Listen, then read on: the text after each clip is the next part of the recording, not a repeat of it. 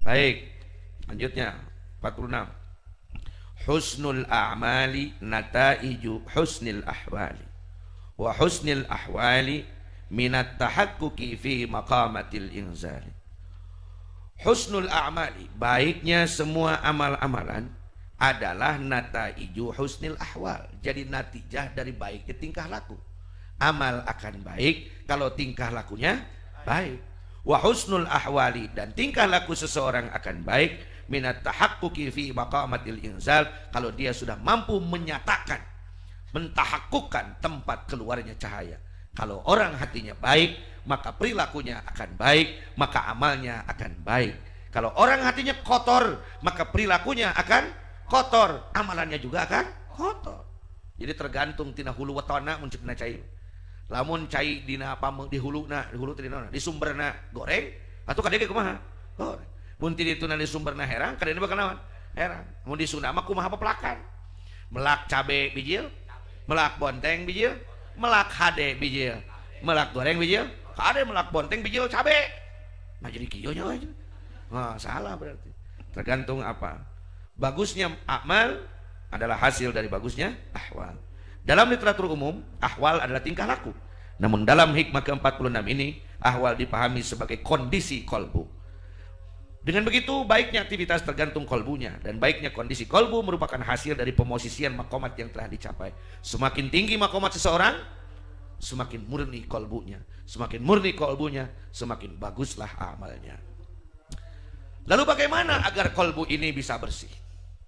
Kan benar gitu. Kan orang yang baik itu yang pekerjaannya bagus. Orang pekerjaannya bagus kalau tingkah lakunya bagus. Orang tingkah lakunya bagus kalau kolbunya bagus.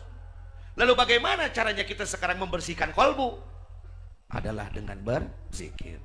La tatrukiz zikra. Janganlah engkau meninggalkan zikir. Li'adami hudurika ma'allahi fihi. Karena kamu mengaku belum bisa menghadirkan Allah dalam zikir tuh. Aing lain tah yang dikir ingan Allah na can hadir dina qalbuna ye. Di bawah sudah dijelaskan kan? Engke mun geus soleh abdi marek teh. Ke mun geus beunghar. Kenapa kamu belum berzikir? Karena kolbu saya masih kotor. Justru dikir teh bersihan naon? Kolbu. Li anna ghaflataka an wujudi dzikrihi. Karena kalau kamu goplah tanpa zikir, asyadzu min ghaflatika min wujudi dzikri. Lebih jelek daripada goplah dengan zikir. Masih lebih baik zikir tapi poho daripada kerma pohon tenawan sedikit. Fa'asa ayyar fa'aka, semoga Allah mengangkat dirimu min zikrin ma'a wujudi goflatin, dari zikir yang goplah ila zikrin ma'a wujudi yaqdatin, kepada zikir yang mengingat, dan dari zikir yang wujudi yaqdah, dari zikir yang ingat, ila zikrin ma'a wujudi hudurin, sampai zikir yang ada hudur atau membersihkan kalbu. Wa min zikrin ma'a wujudi hudurin, dan dari zikir yang ada hudur ila zikrin ma'a wujudi ghaibati ma siwal madhkur, sehingga zikir yang tidak ada selain yang dat yang dizikiri. Wa ma dzalika 'ala Allahi bi'aziz, tidak ada segala sesuatu pun di hadapan Allah yang mulia. Persoalannya, apakah pemikiran ulama Indonesia masih ada yang menyalahkan zikir bertorikoh? Jawabannya masih banyak, Pak. Ini perlu kita luruskan. Zikir teh eling mun teu dikir, zikir teh elingan teu dikir. Jelema alus nu eling, alus nu teu eling. Berarti alus nu dikir, alus nu teu dikir. Nu disebut zikir teh eling ka Gusti Allah, maca Quran, zikir sholawatan, zikir subhanallah, zikir alhamdulillah, zikir Allahu Akbar, zikir la ilaha illallah. Oke. Semua zikir itu mulia, tidak ada zikir yang hina. Maca Quran mulia, sholawatan maca subhanallah mulia, alhamdulillah, Allahu Akbar mulia, la ilaha illallah lewi mulia. Lewi wawanian saya nyebut lewi, cek Allah cek urang.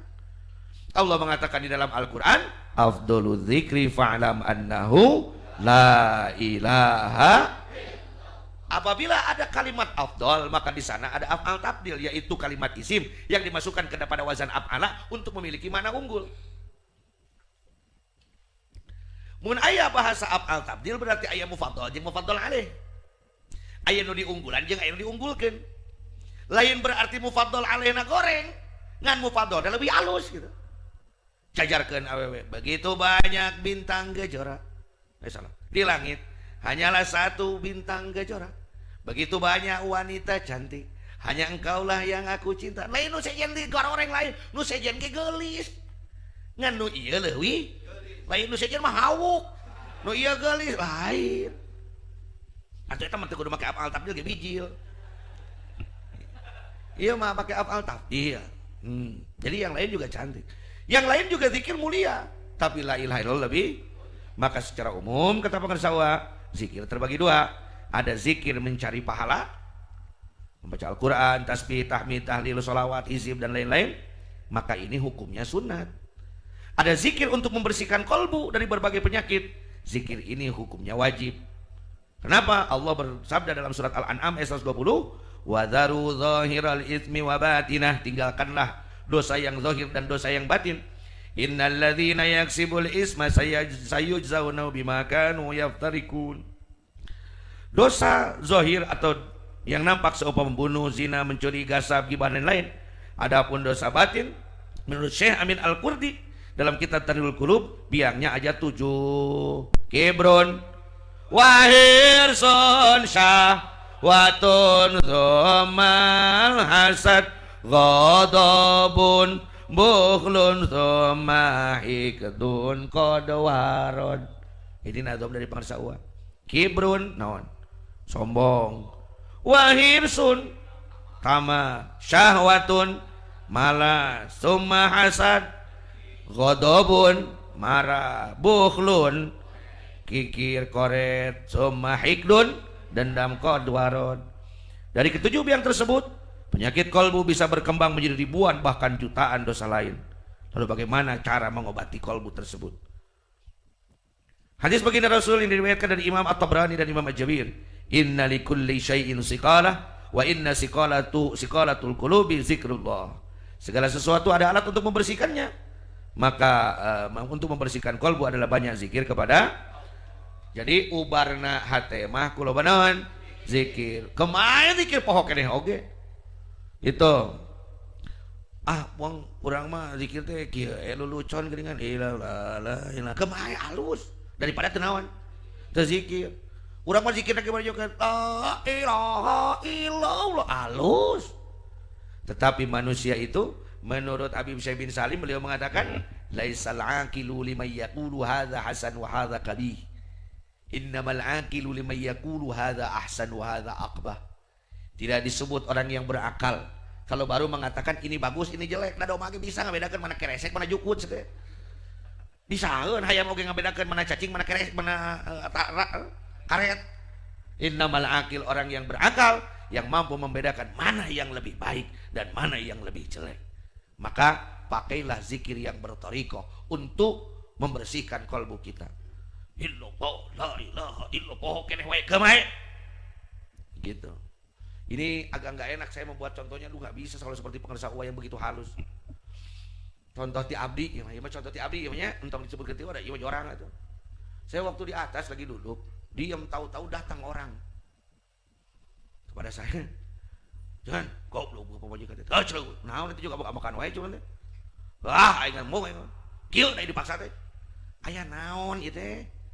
Nya ieu abdi rumah tangga kumaha teh? Eta tuh urang mah kemana rumah tangga urang. Diuk-diuk sih mana dia udah ngawangkong lagi hidung lagi.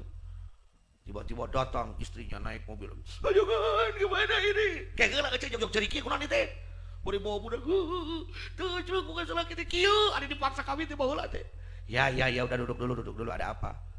Ya jangan kami mau pisah kayaknya ini gimana ini masalah keluarga kami. Pisah kenapa? Kami enggak cocok aja kan? Enggak cocok gimana? Ya saya dulu kan dipaksa sama orang tua. Saya dijodohkan, kok mau abdi aja kan nyawanya. Iya udah dua-duanya kapaksa berarti. Kayak eta budak saha. Anak abdi di mana? Tinu ieu. Kela aing rada lieur itu kumaha. Ieu teh maneh teh yang pisah dua teh. Nya. Kunaon? Da teu cocok. Kunaon? Da abdi mah dijodohkeun. Teu bogoh asal lagi henteu. Oke. Ari ieu anak saha? Anak abdi. Apa lamun teu bogoh mah nyogong beuneunan teh. Kunaon izin boga budak. Ini ada air di gasluk ting aja kan hudang gitu. Oh mana ongko tuh bogo ongko kapaksa tapi boga budak nya da ikeur kitu mah cedengan lila kali lama nya udang we dar we cedengan teh geus kitu ngeuna tuh kehen lain teu bogoh eta mah maneh we yang dinu sejen begitu. Tapi dari situ saya punya pemahaman tentang ini. Kadang orang-orang yang mengatakan saya belum mau berzikir karena belum bisa khusyuk, belum bisa hadir Allah dalam hati, belum bisa merasakan keagungan Allah dalam hati, kemae emang gasruk ke lila kali lama hudang lah mereka. Jadi adak-adak gentingon nyongong kata gini. Itulah berzikir aja terus. Zikir poho, kemae, zikir goplah, kemae, zikir ngalamun, kemae. Lu penting sudah diijazahkan tarikat yang benar. Lila kali lama kelamaan akan sampai akan naik makomatnya dengan sendirinya. Karena ingat, di bawah, di dalam mustadal alaih dan mustadal bih, naiknya seorang salik itu bukan hanya oleh pekerjaannya, tapi karena bimbingan mustadal bihnya, karena bimbingan guru mursyidnya. Kayaknya orang anu penting beli tiket naik karena kereta suka naik lompatan kereta gugulitikan lala kalian ada nepi. Paham semua? Baik, ke-48. Wah, gimana teh tamat geus kieu mah. Kan juz pertama itu hanya sampai 156. Min alamati mautil qalbi, karek dikir geus paeh deui hadinya. Ini persoalan baru ini nanti. Ada persoalan, aing geus dikir kita teudekeun aya rasaan gitu. Min alamati mautil qalbi, di antara tandanya orang yang mati apanya? Adamul husni ala ma fataka minal muwafaqati, tidak pernah merasa prihatin, tidak pernah merasa sedih meninggalkan sesuatu yang harusnya dilakukan. Wa tarkin nabi ala ma fa'altahu min wujudil zallati, dan tidak menyesal saat kita meninggalkan pekerjaan karena terpeleset. Jadi tandanya orang yang mati hati itu dia tidak menyesal, tidak pernah bersedih karena ketinggalan pekerjaan, dan tidak pernah menyesal karena meninggalkan pekerjaan. Pengarsawa menyampaikan hikmah ini bukan untuk menilai orang lain. Tah si eta paeh kolbuna tah. Tah si eta sarua tah paeh kolbuna tah. Tah si eta ge saruan lain keur jadi dewan juri. Tapi untuk menilai diri kita sendiri. Itu awal-awal disampaikan dulu begitu. Sebab ieu urang sok langsung nempuna ka batur ieu. Ngeuh sia. Langsung ngabayang-bayang batur itu ayo sorangan poho gitu. Kos ngitung dina dahar geuning keur santri mah. Itu nu uduna teh 10 kudu jadi 8 urang. Ji 2 3 8 sia teh ka itu bro. Nah hiji di dieu hitung-hitung. Hayo ngitung ka mana saurang deui. Buku manehna can dihitung gitu. Tapi itu juga terjadi waktu saya umroh tahun berapa itu. Ya akhirnya tahun 2018. Akhirnya saya tertinggal di Madinah. Hayo ngitung batur. Cak ieu. Catot nama-nama cieun tiketna beres. Pas tinggal rek balik. Nah tiket urang eueuh poho. Nu urang mah teu diasupkeun ngaranna. Atuh tinggalin 2 poe di Madinah. Luntang lantung gara-gara itu kebiasaan dikopong hitung dahar gitu. Di antara tanda kolbu yang mati, ada orang yang kolbunya hidup, ada orang yang kolbunya kotor, ada orang yang kolbunya keras. Ieu mah paeh. Ada orang yang kolbunya mati. Capek mau jelema nu paeh hatena. Karena hati itu kalau di dalam mobil seperti baterai, aki.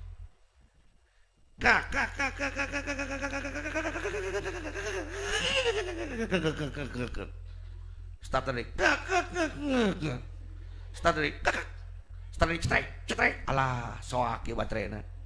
Kudu dikumaha? Doro. Gejuk mah. Sugi. Paeh deui. Capek mah. Jelema nu paeh hatena eta teh karek kotor sih kitu teh. Kumaha lamun paeh cetrek aja. Didorong digajluk ti ka kota, tapi kan nu ngadorong teh parah ti ka kota. Songko tadi ngajakan urang ka kota ieu urang ulin kan mobilna paeh hakina. Tungtung nama eta teh parah ngadorong ti ka kota. Kehetnya hok kitu aing moal milu jadi. Atuh sia mah bejakeun dorong mobil aing ti ka kota gitu. Ieu mah ngajakan urang ulin ka kota gitu. Aduh, Masya Allah yang syukuran ka Gusti budak ayeuna mah geus aya mobil kitu di bapak teh. Bahula lama pertama aya mobil Holden aya nu mere eta ti ka kota teh genep kali eta mogokna. Kelakuan ngajakan batur ka kota padahal ngadorong urang. Di antara orang yang mati kolbunya adalah tidak ada rasa sedih atau penyesalan ketika ada kebaikan yang tidak dilaksanakan. Padahal kita punya kesempatan. Salah satu contoh adalah sholat berjamaah. Tidak merasa sedih karena tidak berjamaah.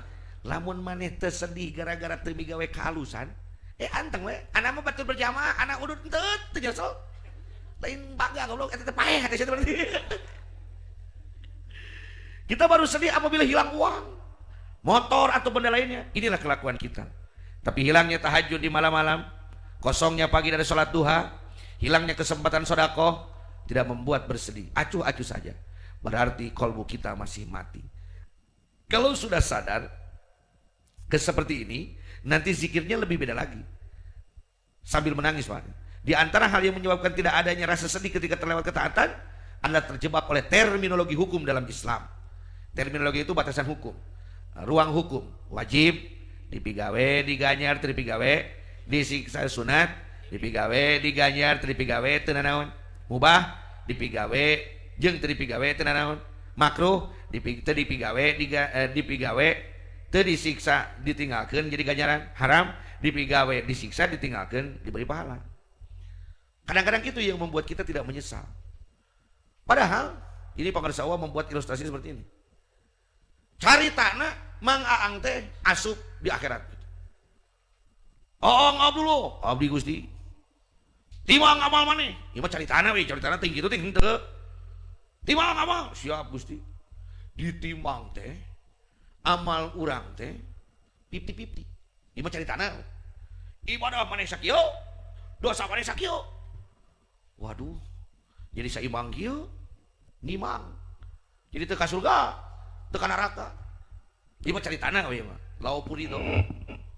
Tiba-tiba datang malaikat. Gusti, iya Gusti hiji deui. Naon tah? Ningali bujurana.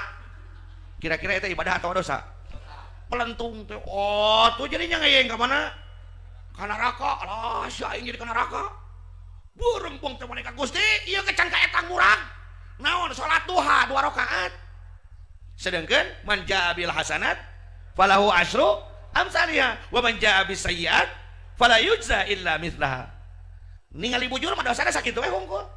Sadosaeun bujur. Pas tinggal ieu 2 rakaat dihitung jadi 10, jadi 20. Jadi budak ka mana? Budak ka surga, budak ka neraka? Ka surga na Mang Aang gara-gara pagawean wajib atau gara-gara pagawean sunat. Jadi lamun tinggalin sunat teh pinarakaeun pi surgaeun. Hayo, ini kan deui. Cenah teh ka arti kitu contohna. Caritana si Aang teh ditimbang naon? Amal pagawean wajib ka Gusti timbang dosa dipasukeun zret dalam mizan. Timbangan. Teh naon? Saimbang. Nya saimbang. Ieu da caritana da moal kitu moal ke mah. Oh, beli santai eta mah beureung ngadongeng nanti. Wai guru dug teh nyaeta ningali boorana teh ya. Pidosaeun ibadah itu gitu. Dosa berat ka surga ka neraka. Turun lah mulai deg-degan, aduh aing ka neraka. Pas ninggalkeun kitu teh jol nyaeta uing teh cenah pernah salat naon. Duha teu pira sabaraha rakaat. Tadina mah imbang. Antara bujur jeung salat duha teh tadina mah kumaha? Seimbang. Ngan aya janji Allah bahwa melakukan satu kebaikan dibalas dengan 10, melakukan satu kejelekan dibalas dengan 1. Maka kira-kira jadi berat ke mana? Berat ke surga, berat ke neraka? Berat ke surga. Jadi cek tadina sim kuring teh mun migawe, mun lamun teh migawe sunat tadi pinarakaeun pi surgaeun. Hari ayeuna gara-gara migawe sunat pi surgaeun pinarakaeun. Jadi migawe sunat teh pi surgaeun pinarakaeun. Jadi lamun tadi abdi teu migawe salat duha asup ka surga ke neraka. Tulantaran digawe salat duha ka surga ka neraka. Hayangna urang ka surga ka neraka. Jadi lo salat duha teh jadi nakeun urang kudu atawa sunat? Kudu. Sabab mun teu ka neraka. Maka menyesallah saat kita meninggalkan salat subuh. Nah jadi kena subuh. Oh, ya mau abang kena nyahoan urang salat duhana sok dijama jeung subuh. Jadi migawe sunat teh jadi wajib jadi henteu. Jadi wajib. Sabab nu mawa ka mana teh? Surga teh. Ini mah ceumpamana. Da moal mah kitu pira nu tinggalin. Malaikat teh boloho teuing. Ceuk Gusti, ai sia tadi ngitung teh bener atuh. Nya poho Gusti poho.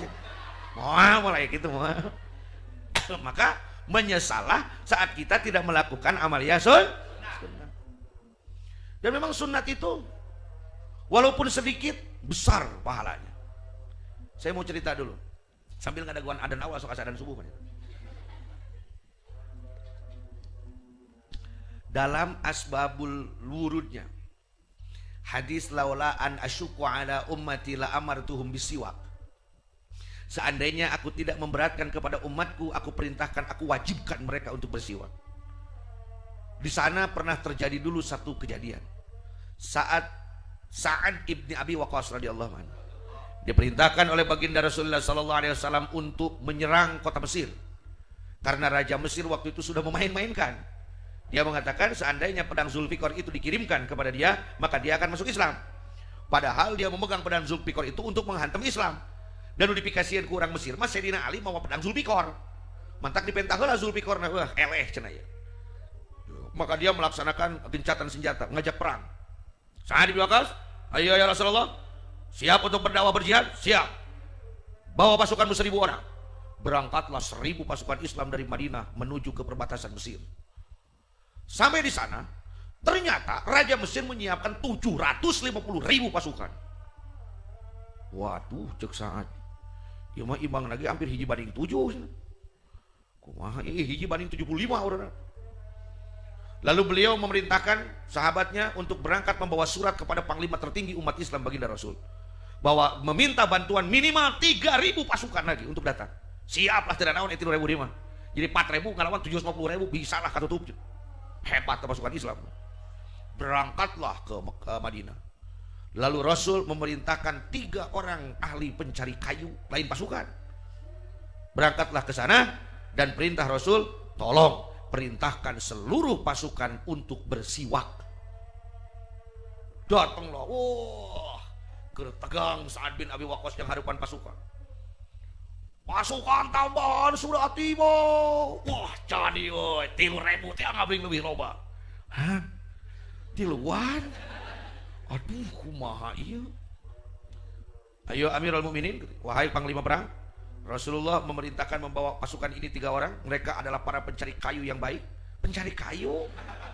Rineknya ieu mah terus. Ya kumaha ieu, cek urang. Dan Rasul memerintahkan untuk bersiwak. Siwak? Ya rek perang. Lain rek salat. Duh, kada kitu biwarana. Aduh, amanat diperintah di panglima, Pak. Seluruh pasukan atas perintah Rasulullah, kalian diperintahkan untuk bersiwak. Maka atas 3 orang bantuan ini carilah kayu arok atau kayu siwak. Laksanakan. Berangkatlah semua 1.000 orang ini mencari kayu arok atau kayu siwak. Lalu dikumpulkanlah di tengah dan diperintahkan semua untuk bersiwak.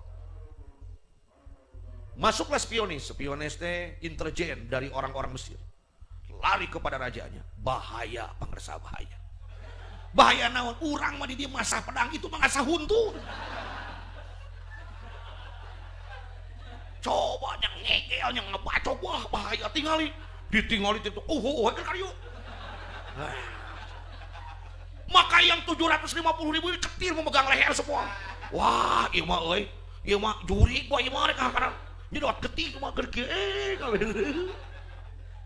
Akhirnya yang 750.000 kocar kacir mundur kabeh nyarkal bohong. Sieun disogot. Dan Sa'ad bin Abi Waqqas masuk ke kota Mesir tanpa ada satu pun nyawa yang hilang. Teu terjadi perang. Datang ke dalam, ka mana lu 750.000 teh eueun. Bari kieu kabeh teh nya. Hah, cenah. Kacita kita ieu. Teh kitu ting teu kan. Eta kecil teh urang Mesir sieuna gitu. Awas itu cing tukang hakanan jelema tinggal disunteun sararekeun. Lalu sampailah berita kepada Rasulullah. Semua para sahabat tersenyum karena strategi Rasulullah. Maka Rasul mengatakan laula an asyuqqa ala ummati. Kalau saja tidak memberatkan, pasti aku perintahkan bersiwak. Maka sunat itu akan menjadi wajib. Karena sunat itu buat kita. Kalau untuk Rasul wajib, dan Rasul macam pernah ninggalkeun. Rasul wae nu geus pisurgaeun atuh teh. Teringakeun sunat, nah ai urang geus capi darakaeun. Wawanian eta teringakeun sunat. Maka saat kita tidak mampu melakukan hal-hal yang dianggap kecil, menyesallah hati kita. Karena kalau tidak ada penyesalan sama sekali, maka matilah hati kita.